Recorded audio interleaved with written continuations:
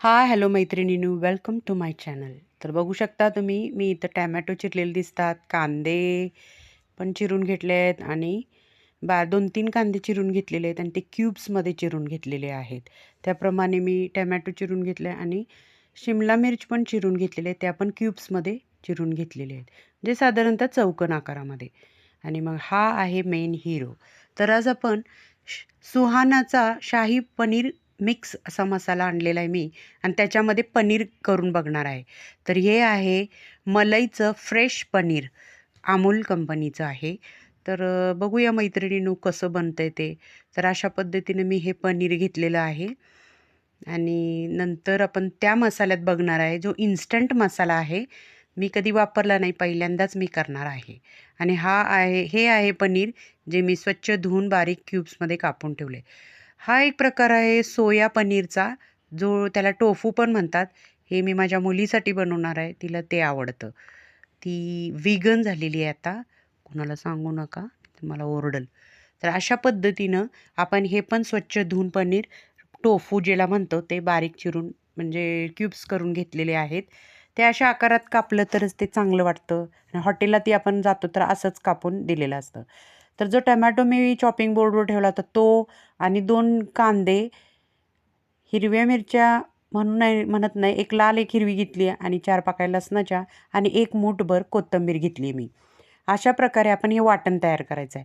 आता तो मसाला इन्स्टंट आहे, पण त्याच्यामध्ये ओला मसाला काय आहे की नाही मला माहिती नाही, म्हणून मी ह्या घरातला मसाला घेतला आहे आणि हा वाटण केलेला आहे. तर आता आपण पॅन गरम करायला ठेवलेला आहे, त्याच्यामध्ये तेल टाकून घेऊया आणि आपण मसाला भाजायला घेऊया त्याच्यामध्ये. तर मसाला छान भाजायला पाहिजे, त्यातलं पाणी आटेपर्यंत व्यवस्थित मसाला भाजून घेऊया. तर मी सांगते तो इन्स्टंट मसाला जो आहे ना, त्याच्यामध्ये सॉरी आपण पहिला टोफू येस सगळे पनीरचे दोन्ही प्रकार आहेत ना, ते आपण तळून घेऊया ह्याच्यामध्ये.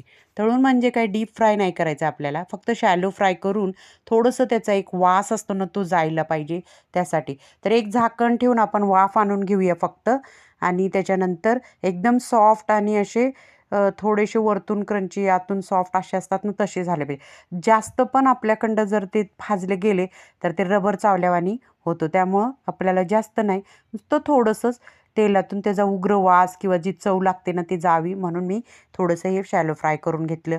तर बघू शकता हे टोफू आहे. आता मी ह्यात फ्रेश पनीर टाकलेलं आहे. ते पण आपण अशाच पद्धतीनं हे करून पनीरमध्ये तेलात टाकलं तरी ते पनीर खाली का चिटकतं मला काही कळत नाही गड्या. तुम्हाला काही माहिती असेल तर तुम्ही मला सांगा. तर त्या टोफूनं सगळं तेल पिऊन टाकलं बघा. म्हणून आता या फ्रेश पनीरला अजून थोडं तेल टाकून घेतलं मी. आणि असं तेलामध्ये चांगलं ह्याला पण सॉफ्ट फ्राय करायचं. एकदम असं लुसलुशीत लागतं छान, जेव्हा भाजीत आपण खातो तेव्हा रबरासारखं नाही लागत. तुम्ही सांगा काय केल्याने रबरासारखं होतं आणि काय नाही केल्याने सॉफ्ट होतं, कमेंट करा मला मैत्रिणीनो. तर अशा पद्धतीनं मी हे पनीर भाजून फ्राय करून घेतलेलं आहे, शॅलो फ्राय करून घेतलेलं आहे आणि खूप छान लागायला लागले, म्हणजे दिसतंय तरी, आणि सॉफ्ट आहे, जास्त असं डांडरलेलं नाही आहे. मग अशा पद्धतीने हे दोन्ही पनीर मी शॅलो फ्राय करून घेतले. आता हे त्यामध्ये शिमला मिरची टाकून घेऊया. शिमला मिरचीला पण चांगलं तेलामध्ये उलटून पालटून चांगलं भाजून घ्यायचं मैत्रिणीनं. तर ह्याची एक भाजायची ट्रिक आहे, की ही जास्त खूपच असे कचकच दाताखाली आले, की शिमला मिरची मुलांना आवडत नाही. त्यामुळे मी काय केलं, ह्याला चांगलं तेलात चांगलं फ्राय केलं थोडा वेळ आणि नंतर काय केलं, ह्याला एक झाकण लावून दिलं आणि एक 2-3 मिनिटासाठी मी ह्याला ठेवून दिलं. का? कारण झाकण लावल्यावर शिवाय ही काय मऊ पडणार नाही हे मला माहीत होतं. आणि त्यामुळे मी काय केलं माहिती आहे का, ह्याच्यामध्ये झाकण लावल्यानंतर मी थोडंसं पाणी टाकून मग परत फ्राय केलं, तर तेव्हा कुठं ती बघा अशी सॉफ्ट झाली आणि कलर पण थोडासा चेंज झाला आहे तिचा. अशा पद्धतीनं हे मी शिमला मिर्च फ्राय करून आता आहे नंबर कांद्याचा. तेल तर बिलकुल राहिलं नाही कांद्यावरनं. तर आपण परत तेल टाकून घेऊया. म्हणजे खूप तेल लागतंय बाबा या भाजीला. अहो, शाही पनीर बनवतोय ना आपण. चालतंय तेवढं तरी एका दिवशी, काय हरकत आहे. तर अशा पद्धतीनं मी ह्याच्यामध्ये तेल टाकून घेतलं. तेल टाकून ह्यालाही चांगला फ्राय केला. मस्त तेलात तामझाम करून इकडून-तिकडून चांगला परतून त्याला चांगला फ्राय करून बसवला. मस्त गोल्डन ब्राउन कलर येण्याचा. तोपर्यंत कांदा भाजतोय तर मी तोपर्यंत इथं शाही पनीर मसाला पाण्यामध्ये भिजत घातला आहे मैत्रिणीनो. त्या पाकिटावर तर लिहिलं की दुधात. पण माझी मुलगी वेगन आहे ना, तर मी काय केलं ते पाण्यात भिजत घातलं. 2च चमचे घेतलेत. का? कारण तो खूप गुळचाट लागतो. ती भाजी लई गोड गोड लागते हॉटेलसारखीच आणि मला तसं नको करायला पाहिजे होतं. तर बघा कांदा पण आपला झालेला आहे मस्त आणि आता थोडंसं अजून तेल टाकून मसाला भाजायला घ्यायचा आहे. तर बघा मी थोडंसं तेल टाकलं आणि मग तेल गरम झालं की आपलं पॅनमध्ये काम चालूच आहे. पॅन गरमच आहे. त्याच्यामध्ये मग मी मसाला टाकून घेतला. मसाला छान भाजून घ्यायचा. आता मसाल्याला थोडा भाजायला वेळ लागणार आहे आणि ह्याला मी एक झाकण लावून दिलं थोड्या वेळासाठी आणि बघा थोड्या वेळ चांगलं ते आतल्या आत चांगलं शिजला. त्याचा जीव गुदमरला आणि त्याचं पाक सुकून गेलं बघा. आणि अशा पद्धतीने जे मसाला मी टाकला होता ठेवला होता पाण्यात भिजत शाही पनीर मिक्स मसाला तो आता 2 चमचेच घेतला आहे मी, सगळा घेतलेला नाही. आणि अशा पद्धतीने हा सगळा चांगला ह्या आपल्या घरच्या केलेल्या ओल्या मसाल्यामध्ये टाकून घेतला आणि त्याला पण चांगलं तेल सुटेपर्यंत व्यवस्थित फ्राय केलं. आणि आता बघू शकता आपण ह्याच्यामध्ये शिमला मिर्च आणि जो कांदा फ्राय केला तो टाकून घेऊया. त्याला पण चांगलं भाजून घ्यायचं. इथं नुसतं हातच हलवत राहायचं आहे मैत्रिणी, भाजायचं आहे भाजायचं आहे आणि भाजायचं आहे. डोक्याची भुर्जी झाली माझ्या तर. ठीक आहे आपण पनीर बनवतो, हां पनीर भुर्जी पण बनवू शकतो आपण, मस्त आयडिया आहे. तर अशा पद्धतीनं मी हे छान भाजून घेतलं.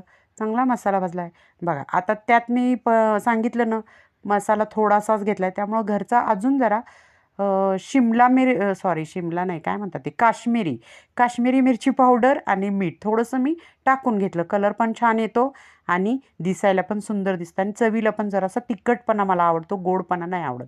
आणि अशा पद्धतीने मी गरम पाणी करून घेतले.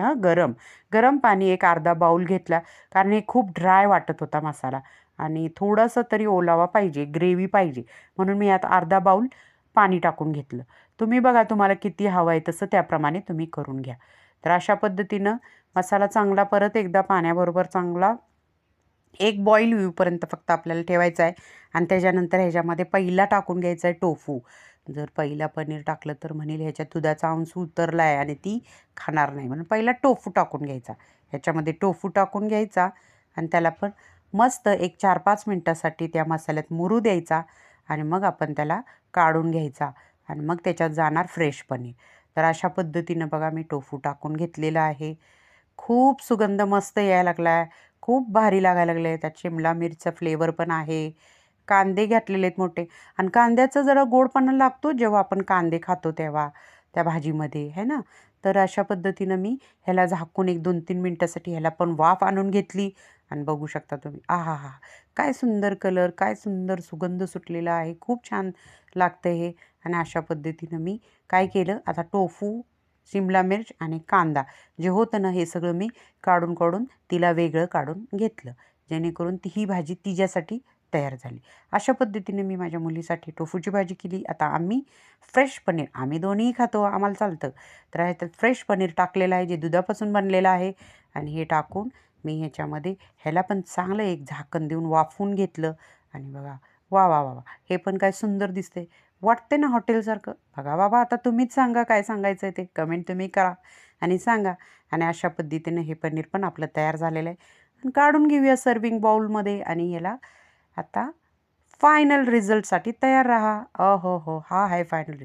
ह्याच्यावर मी थोडीशी काश्मीरी लाल मिरची पावडर भुरभुरली आहे आणि त्याच्यावर कोथिंबीर टाकले आणि बघा वाह वाह काय सुंदर कलर दिसतोय, खूप छान दिसायला लागले, टेस्टी पण झालेलं आहे.